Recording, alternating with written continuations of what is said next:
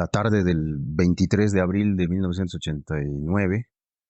Yo había pasado unas vacaciones en Santa Cruz, después de haber salido bachiller en Oruro, donde vivía. Fui a visitar a mi abuela, a Santa Cruz, y volvía a Oruro después de algunos meses de pasar en su casa. Y sucede que un tío mío que me llevó al aeropuerto logró escuchar antes de salirse del aeropuerto que el vuelo estaba demorado una hora y dijo, bueno, para que este muchacho, yo tenía 18 años exactos, para que este muchacho no se aburra, había comprado el deber, era un domingo, entonces yo ya estaba en la sala de preembarque, entonces con algún funcionario del aeropuerto me hizo llegar el periódico. Yo, la verdad, ni compraba ni leía periódicos, pero como tenía una hora por delante, leí todo el periódico. Leí completo, todos los cuerpos, todas las páginas. Y en la última página de un suplemento dominical, que no sé cuál sería, había un texto sobre un tal Jorge Luis Borges, y el tema en cuestión versaba alrededor de la cuestión de por qué no se había ganado el premio Nobel. Bueno, por muy neófito en lecturas que uno pueda hacer, sabe que el premio Nobel es algo importante y que entonces este señor Borges ha debido ser un escritor de alguna valía, ¿no? Como para que estén hablando de esas cosas. Y listo, olvidé el asunto, tiré el periódico al basurero, me subí al avión y me volví a Oruro. Un par de meses después, en una feria callejera del libro que solían haber en esos años en invierno, supongo que habrá sido en mayo o principios de junio, encontré, bueno, porque pasé por ahí, porque eran ferias que se hacían en un pequeño pasaje que existe entre la Plaza 10 de Febrero y la Plaza Castro y Padilla, que son las dos plazas centrales de Oruro, entonces era casi inevitable tener que pasar por ahí. Y entre muchos libros vi un par de libros de Jorge Luis Borges. Me acordé, ¿quién era este señor? Ah, bueno, es el que leí aquel hace 2 meses. Y por pura curiosidad me compré uno de sus libros, el libro de arena, el libro de cuentos, en una edición de Plaza y Janés, pequeña, porque estaba barata y porque antes de comprar yo vi que los cuentos no sobrepasaban de las 3 o 4 páginas y dije, sí, yo creo que puedo con esto, ¿no? Entonces me lo metí al bolsillo de atrás del pantalón y me fui a mi casa. En realidad no me fui a mi casa, no sé dónde me habré ido y muchas horas después llego a casa, tipo 9 de la noche, y entro a la cocina, me preparo un café, enciendo la televisión para ver algo de noticias, esas veces todavía veía noticias, y el momento de sentarme para tomar el café, siento que hay algo que me molesta en el pantalón. Entonces recuerdo que me había comprado un libro, lo saco, y en vez de ver las noticias de la televisión, como hacía habitualmente, pues me pongo a leer. El primer cuento lo leí ahí mismo, y fue un shock, un impacto absoluto que no es exagerado decir que me cambió la vida, ¿no? No pude seguir avanzando en la lectura de ese libro porque fue realmente impresionante lo que me causó. Tardé una semana en poder reponerme y continuar con la lectura de esos 13 breves cuentos de ese libro, uno por día a partir de entonces. Pero lo que sí atiné a hacer al día siguiente de este primer impacto fue ir rápidamente a la feria aquella y comprar el otro ejemplar que sabía que estaba ahí, que era un ejemplar también de Plaza y Janés, que incluía 2 libros, Historia Universal de la Infamia y El Informe de Brudi, que obviamente los leí después de este primer libro de cuentos, ¿no? Entonces, yo identifico ese como el momento preciso del inicio. Ahora bien, obviamente en el colegio, en la escuela, en la familia, en la primera niñez, han tenido que haber acercamientos, ¿no? Inevitablemente hacia la literatura, pero me parece que son como dividir entre la historia y la prehistoria, ¿no? O sea, si tú me preguntas cuál es el inicio de mi labor de lector y de escritor, es el que te acabo de narrar. Y lo anterior, yo creo que calificaría solo como prehistoria, ¿no? Este, por eso alguna vez dije que en el colegio no leí nada. Por supuesto que era una exageración un poco provocativa, porque haciendo un poco de memoria recuerdo 3 libros leídos en colegio. Seguramente hubo más, pero estos sí me quedaron en la memoria, ¿no? Pero sin que me causaran el impacto que después me causó Borges. Fueron Rob Roy, de Walter Scott, Tom Sawyer, probablemente antes, ¿no? Sí. Y Miguel Strogoff, de Julio Verne. Bueno, después de haber leído estos libros de Borges, ese mismo año empecé a escribir poemas porque, como suele pasar a esa edad y con las primeras lecturas, uno a partir de las pistas que va recogiendo y encontrando en los libros, pues empieza a buscar más libros y con una voracidad absoluta que creo que ya no se repite en otras etapas de la vida, lee todo lo que le cae en las manos. Y como bien sabemos, los libros de Borges están plagados de referencias, entonces, de referencias ensayísticas, poéticas, no solo narrativas, ¿no? Y en esa época había todavía en Oruro un par de librerías buenas, entonces era relativamente fácil, digamos, poder acceder a algunos de estos textos. Yo no recuerdo cuál habrá sido el primer libro de poemas propiamente dichos que leí. La verdad que no lo recuerdo. Pero, como te digo, estoy seguro que ese mismo año empecé a escribir poemas. Probablemente, si esto ha sucedido en invierno, probablemente yo ya estaba escribiendo para noviembre o algo así de ese año. En esa época también en Oruro había un lugar llamado Galería Imagen, que era un centro de reunión, un centro motor del arte de la ciudad. Y ahí pues yo tenía muchos amigos, frecuentaba mucho ese lugar y ahí se leía poesía. De hecho, iban poetas de Cochabamba y de La Paz a leer creo que una vez por mes o una vez cada 15 días. Entonces, Alberto Guerra, Edwin Guzmán, Eduardo Kunste, que los invitaban, los presentaban en la Galería Imagen y bueno, tiempo después hacían lo mismo con otro. Probablemente me haya acercado a la poesía a través de este contacto directo con estos poetas. Podría mencionar, por ejemplo, a quienes fueron esas veces. René Antesana, Jaime Nistaus, eh, Jorge Zavala de Cochabamba, eh, varios así, ¿no? Más o menos de esa generación. Bueno, en todo caso, que estaban muy activos en esa época publicando cosas. Muchas de esas lecturas eran presentaciones de nuevos poemarios que acababan de salir. Entonces, yo creo que por ahí estuvo un poquito el primer acercamiento a la poesía. Eh, un año después, aproximadamente, yo recuerdo, sí, haberme encontrado en la biblioteca de un tío con el índice de la poesía boliviana de Juan Quirós.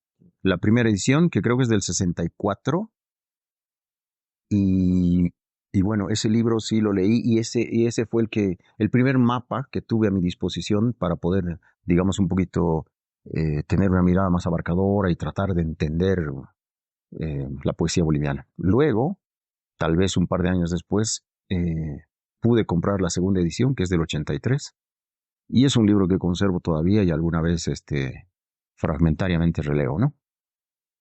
En realidad sí son distintos, obviamente, pero creo que hay una forma poética, vamos a decirlo así, de entender la literatura, ¿no? Y de mirar el mundo en general, que, que es la que me sucede, ¿no? Entonces, he escrito algunos cuentos, muy pocos, y el año 2015 publiqué una novela también breve, ¿no? Pero como dices, también he escrito muchos artículos, he escrito crónica y también eh, algunos pequeños ensayos. Pero sin embargo, hay siempre una escritura de imágenes, ¿no? Detrás de ese razonamiento, detrás de esa forma de tratar de entender de lo que estás hablando, eh, hay un acercamiento metafórico, un registro de imágenes, que eso es lo que me ha permitido, digamos, moverme más o menos con comodidad, pues, si podemos decirlo así, ¿no? El momento de escribir la novela fue porque hubo una necesidad imperiosa de narrar algo que yo había visto entre comillas, porque en realidad tampoco lo he soñado, pero es como haberlo soñado en la vigilia, ¿no? Me parece que fue una visión de ese tipo y a partir de eso surgió una necesidad de narrar. En realidad había visto el personaje y en determinada circunstancia, en una situación casi como una fotografía, que después fue desarrollada, ¿no? A lo largo de la novela, ¿no? El poema lo entiendo como una creación verbal a través de la cual uno mira el mundo, trata de aprenderlo, de comprenderlo y también de comunicarse con él. Entonces, desde esa posición, uno ve todo lo que le sucede, digamos, con ese cristal o bajo esa clave, ¿no? Eh, por eso decíamos que la poesía impregna y traspasa las fronteras de otros géneros. Esa escritura llena de imágenes, la imagen como digamos como sinécdoque, ¿no? En este caso de la poesía, del poema, todo. Eh, siempre me han mostrado una forma sensible de comprensión del mundo, ¿no? Me parece que el poema es eso, un método sensible de comprensión y de conocimiento del mundo. Eh, y eso se puede ver fácilmente en textos, por ejemplo, que he escrito sobre algunos ensayos breves sobre el Carnaval de Oruro, que son en determinado momento muy, no solo descriptivos, sino también eh, que narran, por así decirlo, eh, ciertos vislumbres, no necesariamente lógicos racionales, pero que sin embargo, creo yo, aportan a una visión un poco más generalizada de lo que estoy queriendo decir, ¿no? Bueno, mi primer libro, que es del 94, que se llama Prehistorias del Androide, eh, tiene ese título que entraña un mensaje, una apuesta cifrada, me parece, ¿no? Prehistorias del Androide en el sentido de que la escritura podía ser entendida como seguramente la entendía yo o la veía yo en ese momento, como un camino a seguir, como una ruta hacia un punto determinado. Y este libro, al ser el primero, significaba un arranque hacia lo que después podía suceder. Las dos palabras como prehistoria y androide tratan, digamos, de enlazar estos dos polos, ¿no? Digamos, el origen y la llegada, ¿no? Esa es la idea que estoy seguro tenía yo en ese momento. Por eso lo bauticé así. Este, este libro fue publicado en Oruro a raíz de que obtuvo un premio y uno de los jurados me sugirió con cierta insistencia que cambie el título porque le parecía, no le gustaba, ¿no? Pero bueno, me mantuve terco en la decisión y así salió. Es un libro obviamente primerizo, como suele decirse. Eh, alguna vez hice el ejercicio de hacer alguna antología y he podido rescatar algunos poemas de ese libro, lo cual significa que todavía me reconozco un poco en esa escritura, ¿no? No me ha pasado, como sé que le pasa a muchos otros autores, que reniegan de su primer, segundo, incluso más libros, el propio Borges, ¿no? No, yo me he reconocido en algunos de esos poemas. Es verdad que también, obviamente, se nota lo que podríamos llamar un poco de falta de oficio, pero fue un arranque, ¿no? Y en todo caso, ahí creo que radica su importancia. Bueno, después de Prehistorias del Androide, yo escribí, 5 años después, publiqué un libro llamado Con la misma tijera. Lo hice en una edición artesanal, lo imprimí yo mismo en mi oficina y fueron 100 ejemplares. Un recuerdo muy grato que guardo de ese libro es que el primer lector de ese libro fue Roberto Echazú. Yo me encontré con él en Potosí y yo tenía en la mochila los 10 primeros ejemplares. Entonces, al primero al que le entregué el libro fue a él y él, muy generosa y amablemente, se sentó a mi lado y leyó frente a mí todo el libro, haciéndome algunos comentarios eh, parcos, pero lúcidos y atinados como solía ser él, ¿no? Un año después me vine a vivir a La Paz y aquí publiqué Santos sin Devoción. De Santos sin Devoción, que es un libro que, que yo la verdad lo volvería a publicar sin cambiarle ni una coma hoy en día, eh, guardo un recuerdo muy interesante. Rubén Vargas, quien escribió la contratapa del libro, dijo en alguna ocasión que en ese libro estaban todos los temas que a mí me interesaban. En ese momento a mí me pareció un poquito exagerado. Y dije, bueno, este es Rubén, que no sé qué. Pero han pasado tantos años y veo que tenía absoluta razón. Porque todas las cosas que he escrito después no han salido temáticamente hablando, de lo ya tratado en Santos sin Devoción. Siempre he tratado de leer mucho y de aprender de los grandes maestros. Eh, y ahí uno, creo, que va en primer término encontrando eh, ciertas vetas, eh, va encontrando tesoros incluso, y se va aventurando por pasajes por los que uno antes no se había atrevido a transitar. Eso obviamente eh, enriquece mucho. Pero luego, eh, también creo yo que es importante, además de la lectura, por supuesto, y del propio trabajo de escritura, que lo veo como un ejercicio constante que tiene sus propios modos de enseñarte cosas, eh, creo que también es importante prestar atención a cierto tipo de cosas que aparentemente o no están un poco alejadas de lo estrictamente literario, ¿no? Me refiero, por ejemplo, a ciertas eh, actividades humanas como por ejemplo la meditación, ¿no? Entonces,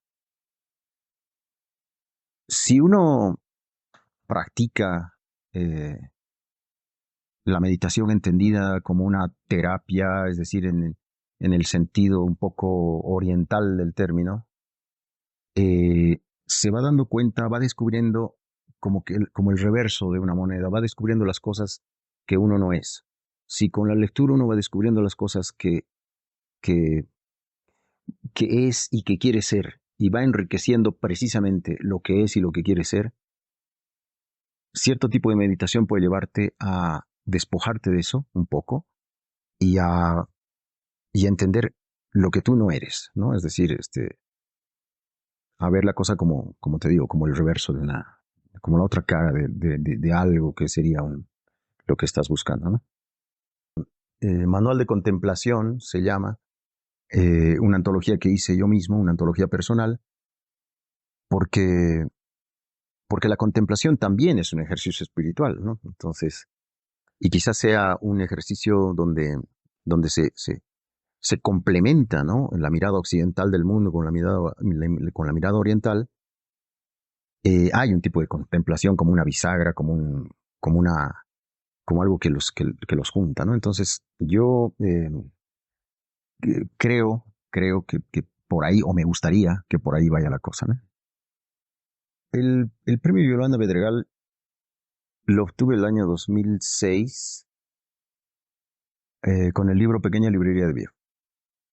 Bueno, yo me había presentado al concurso porque me parecía un espacio realmente interesante de reconocimiento hacia la obra, ¿no? De posibilidad de publicar y de, en teoría, poder alcanzar más lectores, es decir, de que la obra tenga como una cajita de resonancia más efectiva. Eh, y creo que sí fue así, ¿no? Es decir, ese libro tuvo, probablemente, no lo sé, tuvo más lectores que los anteriores. De lo que sí no me cabe la menor duda, y aprovecho ahora para contártelo, es que cuando publiqué la novela, que se llama La indiferencia de los patos, me consta que ha tenido más lectores que cualquier otro libro de poemas, que creo que por otro lado es la tendencia, ya que cuando uno publica libros de poesía, son dos o tres de tus amigos los que te dicen y te comentan el libro, que lo han leído y te comentan el libro. En cambio, en la novela, como me pasaba tan a menudo, cuando salía a la calle ya empecé a contar cuánta gente me decía que estaba leyendo la novela y que me comentaba algún pasaje y tal y cual. Entonces, eso me demostró, digamos, a mí personalmente que la narrativa quizás sí tiene más lectores que la poesía, ¿no? Pero Pequeña Librería de Viejos significó eso, ¿no? Eh, un reconocimiento hacia la obra. Ahora, es curioso, ¿no? Cómo la labor de escritor necesita del otro para afirmarse, ¿no? Es decir, ese paso de reconocimiento que es medio raro, es casi como si fuera necesario, intrínseco a la literatura desde el punto de vista o desde el momento en el que uno publica, ¿no? Es decir, obviamente uno escribe para los lectores, pero es como que haría falta tener esta clase de hechos simbólicos o reales que te reafirmen un poco, digamos, probablemente te reafirmen como persona, en que, digamos, te sacan de la duda de que lo que estás haciendo es lo que tenías que hacer, pero sobre todo instalan, creo yo, el libro en determinado lugar que, bueno, eso está bien, ¿no? En el caso de Manual de Contemplación, la cosa me resultó muy, no diré fácil, sino placentera, porque había decidido hacer una antología personal por algunas razones prácticas, ¿no?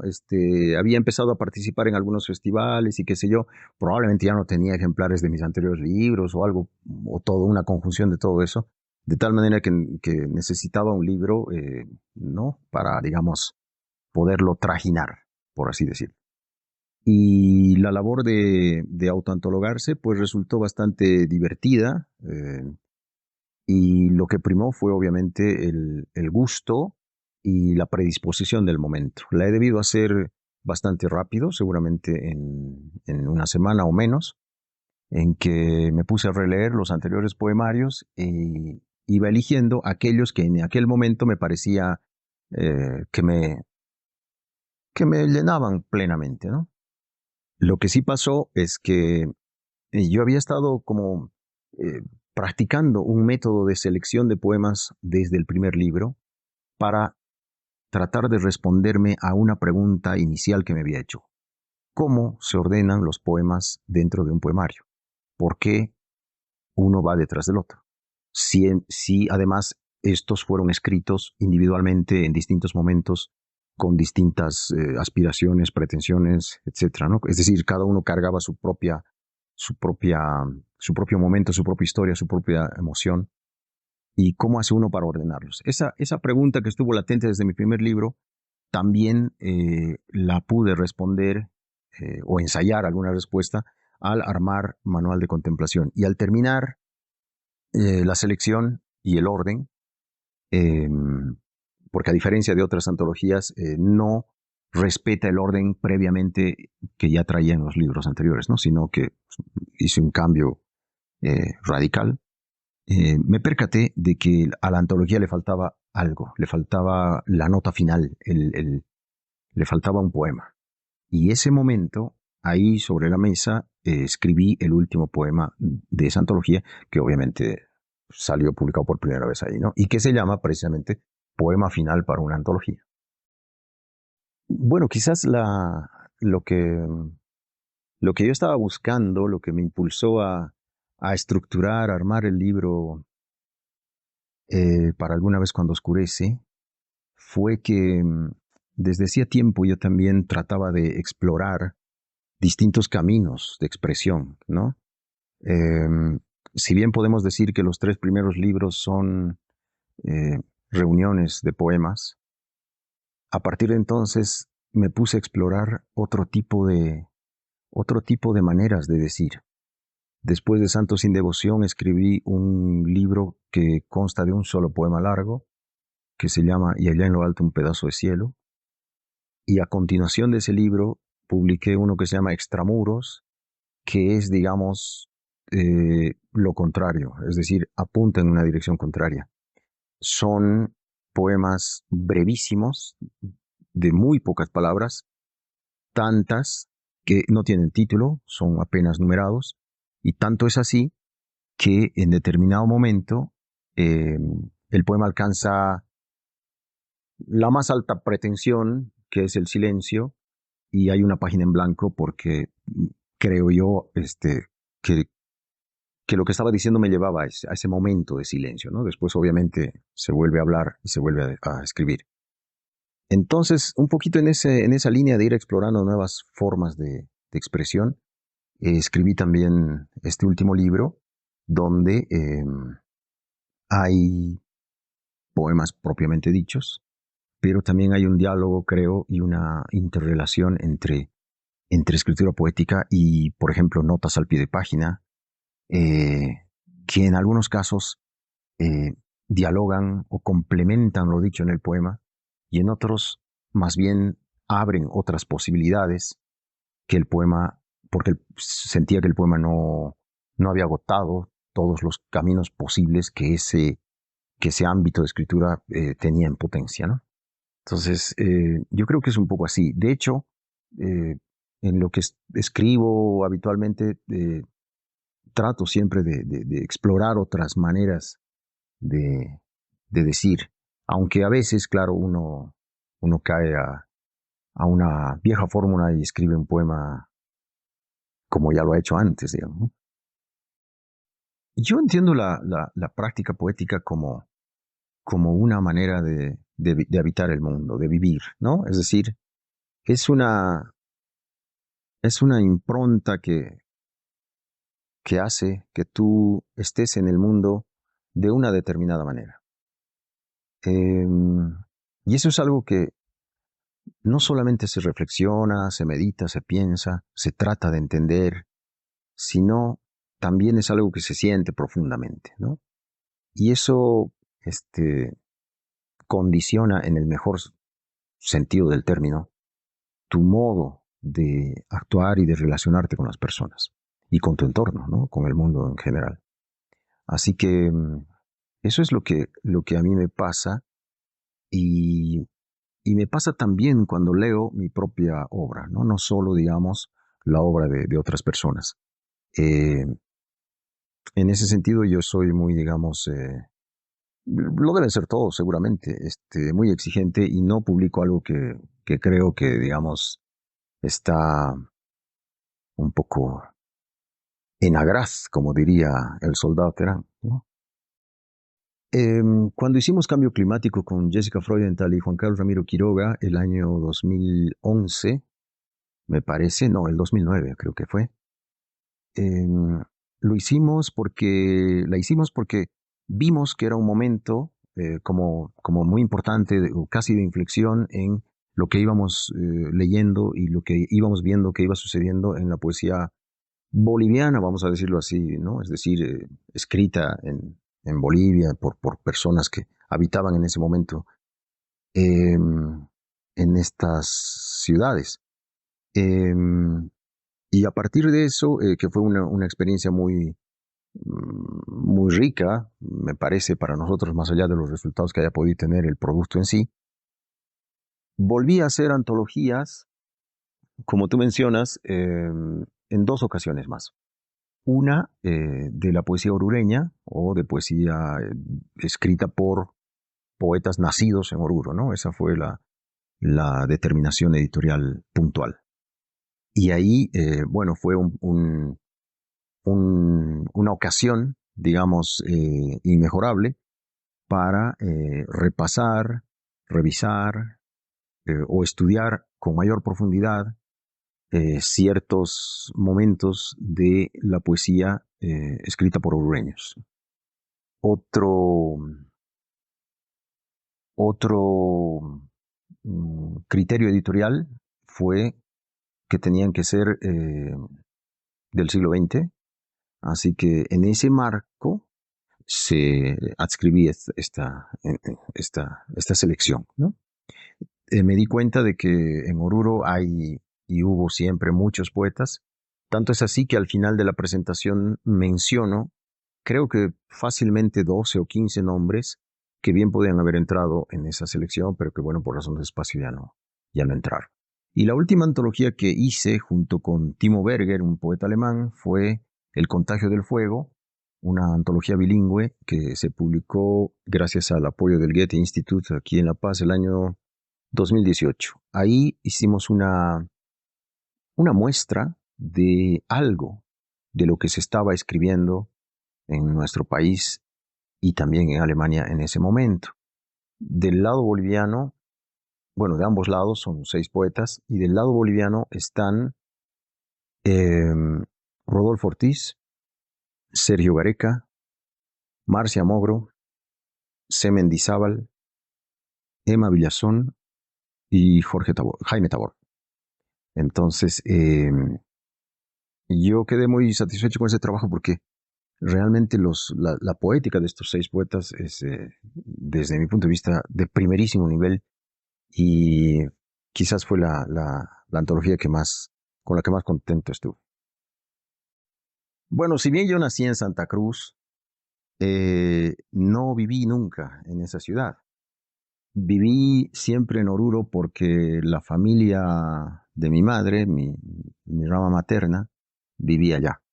Ellos tampoco son orureños, pero bueno, azares de la vida me llevaron a vivir ahí. Y fue en Oruro que bueno, aprendí a caminar, a hablar, a leer, a escribir y estudié hasta salir bachiller.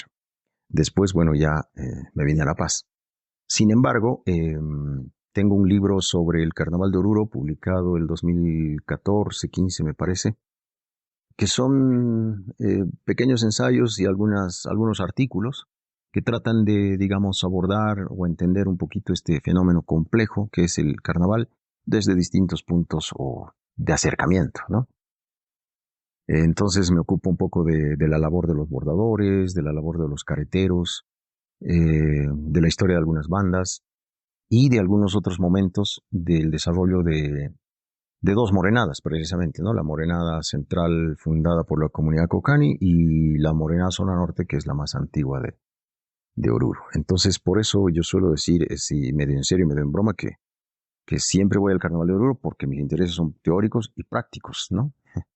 Pero me gusta mucho, obviamente, me gusta mucho y espero poder seguir yendo a Oruro en la época del carnaval a participar de toda esa riqueza, de toda esa complejidad absoluta, desbordante, que te invita mucho a pensar, ¿no? Eh, no sé, no sabría explicarlo de otro modo.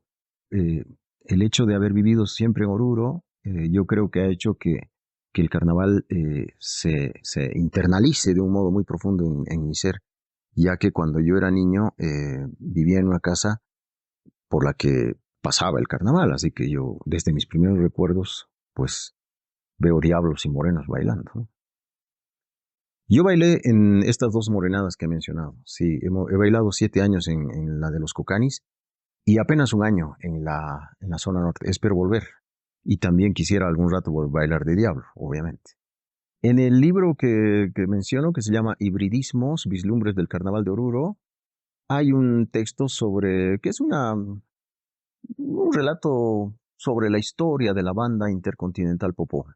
Lo que pasa es que el director, Abel González, hijo del fundador, don Sinforiano González, que falleció en 2012, me, me convocó, me llamó para que le ayude a escribir un texto ya que ellos estaban preparando varias cosas, ¿no? Un CD y querían que esto vaya acompañado de un libro, cosa que hicimos y de ese modo tuve un acercamiento privilegiado, ¿no? A las fuentes, de primera mano, eh, donde pude enterarme, ¿no? De la historia de esta banda que, como sabemos, es una de las más grandes y vistosas que tiene el Carnaval de Oruro, ¿no? Bueno, el Festival Internacional de Poesía de Bolivia, que lo fundamos el año 2010, ¿no?